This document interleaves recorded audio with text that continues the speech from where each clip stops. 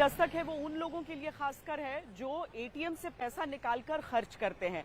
तो अगर आप ऐसा करते हैं तो 1 मई के बाद थोड़ा सा सतर्क आपको होने की आवश्यकता है, क्योंकि एटीएम से ये देखना कि आपके बैंक अकाउंट में कितना पैसा है, कितना बैलेंस बचा है, या फिर जो विथड्रॉल्स हैं आपके जब पैसा निकालते हैं उससे, ये सारी चीजों के लिए आपको अतिरिक्त भुगतान अब करना पड़ेगा। साथ ही अगर मिनिमम बैलेंस आप नहीं रखेंगे तो ये भी आपके लिए महंगा पड़ सकता है। दिखाते हैं आपको क्या क्या बदलाव होने वाले हैं। अगर आप एटीएम से पैसा निकालते हैं तो थोड़ा ध्यान दीजिएगा, क्योंकि अब आपको अपना ही पैसा बार बार एटीएम से निकालना और महंगा पड़ने जा रहा है। अभी नियम है कि आप दूसरे बैंक के एटीएम से मेट्रो शहरों में हर महीने 3 बार तक और गैर मेट्रो शहरों में हर महीने 5 बार तक मुफ्त ट्रांजैक्शन कर सकते हैं, यानी मुफ्त में पैसा निकाल सकते हैं। इस नियम के साथ अब ये जुड़ने जा रहा है कि तय सीमा के बाद दूसरे बैंक के एटीएम से प्रति ट्रांजैक्शन अब तक जो 17 रुपए लगता था उसकी जगह अब 19 रुपए लगेगा। इसी तरह किसी दूसरे बैंक के एटीएम से आपने अपने बैंक खाते का बैलेंस चेक कर लिया तो अब 6 रुपए की जगह 7 रुपए हर बार कट जाएगा, क्योंकि भारतीय रिजर्व बैंक ने एटीएम इंटरचेंज फीस में बढ़ोतरी को मंजूरी दे दी और ये बढ़ा हुआ चार्ज 1 मई से लागू होने वाला है, जिसको लेकर देश में एक बहस ये होती है कि अरे अब एटीएम कहाँ ज्यादा इस्तेमाल होता है।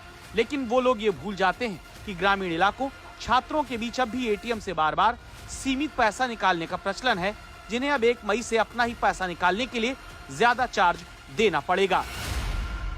हम लोग 5 बार से ज़्यादा बार निकालते हैं, अगर ज़्यादा पैसा कटता है तो हम लोग को महंगाई का दिक्कत होगा। जैसे अभी 10 रुपये 15 रुपये कटता था, अगर उससे ज़्यादा कटता है तो जो स्टूडेंट है उसको दिक्कत होगा, अगर जो सैलरी वाला है उसके लिए तो ठीक है। ऐसे तो नहीं होना चाहिए, एटीएम में तो चार्जेस नहीं लगने चाहिए। सर्विस चार्जेस अगर लग रहे हैं तो ये तो सही चीज़ नहीं है। कि सर पहले जो देखा जाता ट्रांजैक्शंस पर 5 ट्रांजैक्शंस पर फ्री था सर, अब जो है अब मेट्रो सिटीज़ में 5 और छोटे शहरों में 3 ट्रांजैक्शंस के बाद जो पैसे बढ़ा दिए इन्होंने।